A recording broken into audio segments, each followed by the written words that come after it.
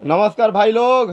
तब रउआ लोग कैसन मान लो, बढ़िया मान लो नू। आज हम वीडियो अपन भोजपुरी में बनाएम काहे कि आज पूरा बात हमनी के अपना बिहार पर बा। सबसे पहले रउआ लोग के हम एगो वीडियो देखावा तनी, वीडियो तनी तनी देखाएम, तनी तनी बतियाएम। बतियाएम। संख्या में दिल्ली में रहने वाले मैथिल आज मिथिला राज्य मांगने आए हैं इस नारे के साथ कि हम मैथिल छी, बिहारी नहीं। ये जो बिहार नाम का टैग, बिहार एक फॉल्स और फेक आइडेंटिटी है और जबरदस्ती जो हम पे लाद दिया गया है इस फेक और फॉल्स आइडेंटिटी को नकारने हम यहाँ पे आए हैं कि हम मैथिल छी, बिहारी नहीं। बिहार 1912 में बनले और इससे पहले रहे मिथिला राज, मतलब बिहार 1912 में बना था। उससे हजारों नहीं लाखों साल पुराना हमारा आइडेंटिटी। हम मैथिल छे बिहारी नहीं। अरे सारे तू मैथिल छे बिहारी नहीं। 1912 में बनल है बिहार, ई कहता सरवा कि 1912 में बनल है बिहार। उससे पहले हम मैथिल थे, बिहारी नहीं। अरे छे छा तोरे ना पिछवाड़े में घुसेड़ देंगे, खट्टी बिहारी है हम।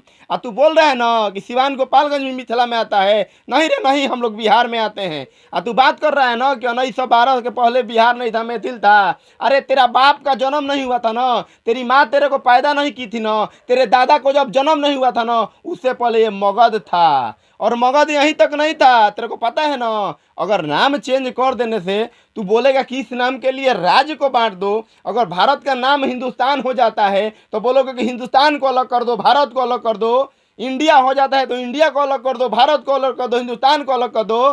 तो तोरा गणिया में घुसेड़ दे बांस के डंटा ही, देख लिए बिहारी है बिहारी है। पूरा के पूरा पिछवाड़ा में डाल दे, सब तो छी छा छे छा घुस जाई, बुझले। तोर बाप के जब जन्म ना भई रहनू तो मगध रहे। ईसा से 362 वर्ष पूर्व, ईसा से 365 वर्ष पूर्व ई मगध रहे। और मगध के क्षेत्रफल तोरा पता बा, तोरा बाप के पता बा, तोरा दादा के पता ही पूछिए, तोरा दादा के पता ही पूछ ली है।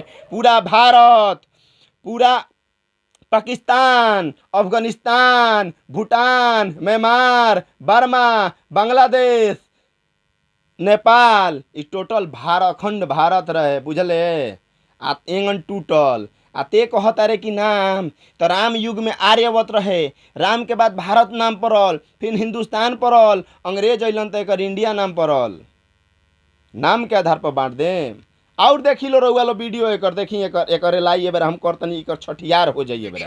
तो वो हम वापस लेने आए हैं क्योंकि वर्तमान में बिहार में मगध का ही विकास हो रहा है। पटना में फ्लाईओवर की जहाँ जहाँ जरूरत नहीं है वहाँ दिया जा रहा है। पटना में मरीन ड्राइव बनाया जा रहा है, लेकिन वही हमारे सिमरिया में जहाँ पे लाखों कह रहा है खाली पटना में ओवर ब्रिज बना रे। तोरा बाप के कजिया होता सिवान में आके देख कई गो ओवर ब्रिज बा।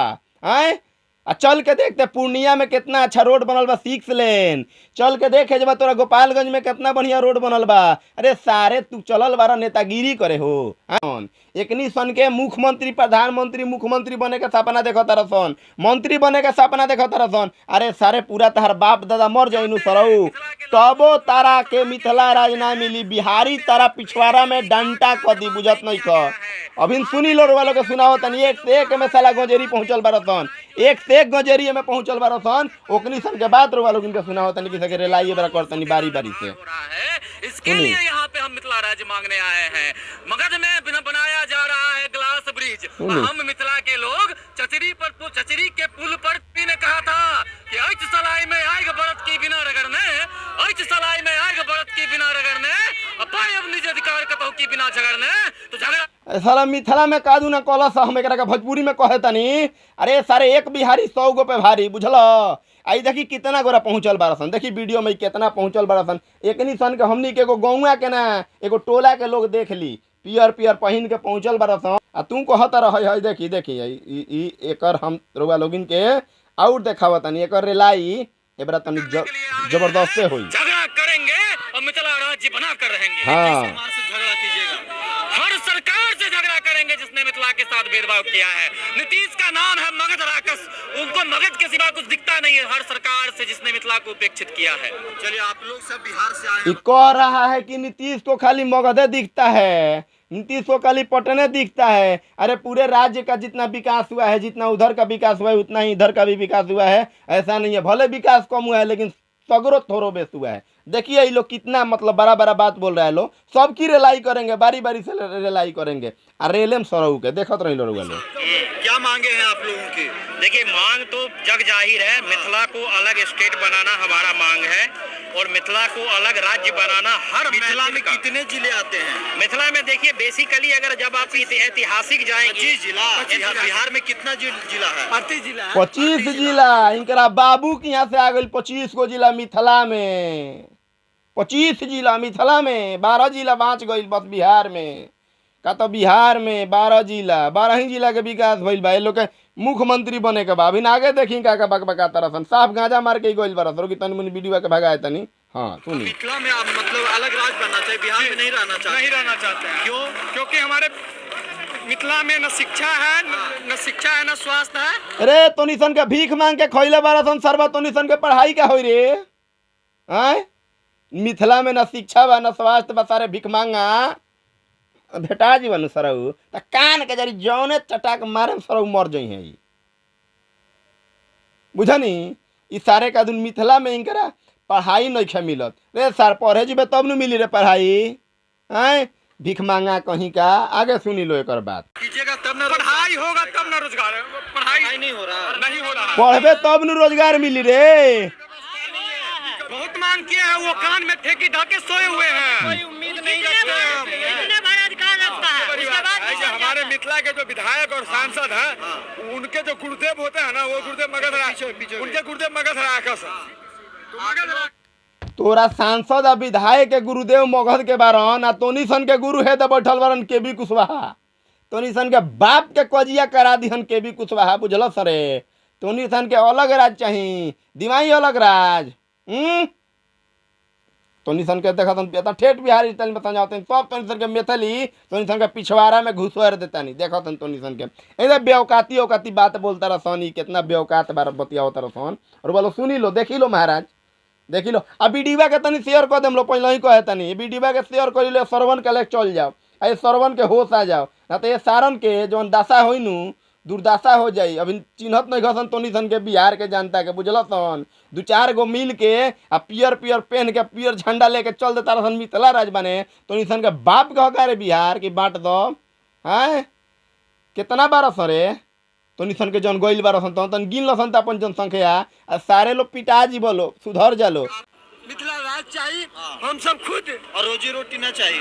रोजी खाली रोटी मिथिला राज में भीख मांग के खाली महाराज सरवन के भीख मांग के खाए के आदत बा। पर मिथिला वाला सन के लागत हमरा सब मिथिला वाला भाई के नहीं कहत भाई। ई जन गइल बरसन एकनी सन के कहतनी ई के उमन सोची कि हम पूरा मिथिला के कहतनी आ भीख मांगा पूरा थी के कहते ना। केहू गलत मत निकाली हमरा बात के। और ए सार जन गइल बरसन तावना सन के कहतनी हम भाई पहले कहतनी, केहू पर्सनल ना ली। ए सारन के कहतनी जौन कहत रसन कि मिथिला राज अलग कद, बिहार के छाट दो, ई कद, ऊ कद।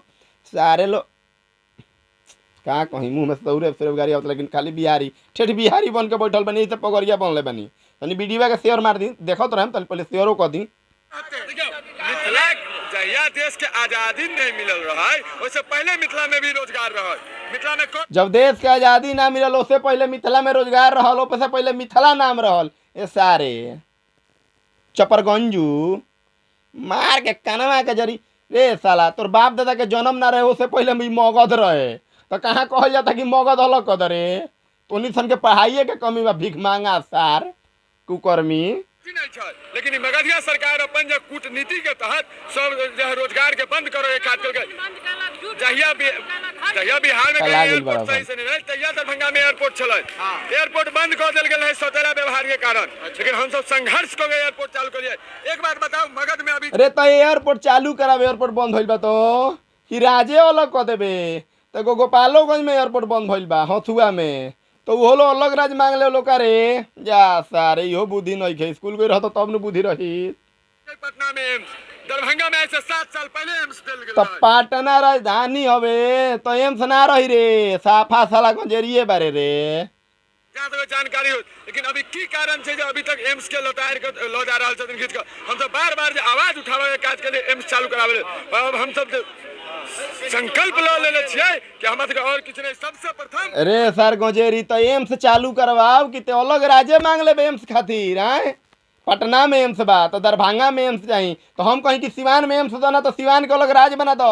छपरा वाला भाई कह कि छपरा में अलग एम्स दो ना तो छपरा के अलग राज बना दो। सारे जूता से पिटाए वाला काम करता रहो, रोकलो तारा लोग हम लतियावत तनी देखलो वीडियो के जरिए। आ भाई तू शेयर जरूर कर दियो देखो तारा लो वीडियो तो मिथिला राज्य अगर हमरा मिथिला राज्य मिल जाए छै तो हमर मिथिला के विकास अवश्य हेतै। जे भी रोजगार छै उछाल कहलिए क्या कह रहा है कि मिथिला अलग बन जाएगा भोजपुरी में कहीं ई कहता कि मिथिला अलग बन जाई तो जा रोजगार पैदा हो जाई। इकर दादा मुख्यमंत्री बनी है, एकर बाप मिथिला के प्रधानमंत्री बनी है, एकर बाप के बाप मर गइल बारे उ राष्ट्रपति बनी है। अरे का कहले बानी महाराज। सबसे तगड़ा छे ह्यूमन रिसोर्स, वाटर रिसोर्स। आज तक ओकरा ऊपर सरकार काज नहीं केलकै। आय हो लेबर जोन बनावक चाहिए। हम कोनो नेता नहीं बनते और आवे वाला दिन में मुख्यमंत्री बनता रहे बने छै तो मुख्यमंत्री एकर बीच के ही कोई आदमी बनते और जे हमरा लिए संघर्ष करते उ हमर मुख्यमंत्री हेते। सुन सुन सुन सुन रे बेटा सुन मुख्यमंत्री बाद में बनिए जब तोनी के अंदर इतना ही काबिलियत बा तो पहले सरवा कोनो तोनी सन के आईएएस आईपीएस अफसर बन के देखावसन। आईएएस आईपीएस अफसर बन के देखावसन, आईएएस आईपीएस के एग्जाम क्लियर करसन, तब तोनी सन के बुझाई कि कितना शिक्षित बारसन आ कितना तोनी सन के लगन बा पढ़े में, कितना तेज बारसन कि तोनी सन के अलग राज्य के मांग करता रहसन। और शुरू में सुनियो का कहलस इन मिथिलाई छे 1912 के पहले मिथिलाई छे, 19 के 12 के बाद बिहार है छे। रे सार तोर बाप दादा के जन्म ना भइरे ओकरा पहले मगध रहे, 3 बार कह चुकल फेन कहतनी। तोरा बाप दादा के जन्म ना भइरे ओकरा पहले पाटलिपुत्र राजधानी रहे, मगध साम्राज्य के स्थापना चंद्रगुप्त मौर्य कैले रहल ना, कहाँ तक रहे तोरा के बताओनी। फेन एक बार बताए तनी मगध साम्राज्य फैलल रहे पूरा भारतवर्ष, पूरा नेपाल, अफगानिस्तान, पाकिस्तान, म्यांमार, बर्मा, बांग्लादेश आ पूरा भारत जोड़ लिए। तोरा बाप के कजिया हो जाए जोरत। तो यही के साथ अपना वीडियो को अंत करता नहीं। आ वीडियो को ऐसा लागल हजर लोग कमेंट में जरूर बताई लो। और ऐसा गोरा कबरे लाई हो तो कि बिहार के भी कुछ बात टूटे ना दियन। अरे सरवन के का औकात बा महाराज, कुछ औकात नहीं खे। अरे रउआ लो बानी लो तो ये सरवन के बात गोली मारी लो, वीडियो के शेयर दाएं सरवन के होता जाओ। तो चलिए यही के साथ जय बिहार, जय भोजपुरी समाज, जय हिंद, जय भारत।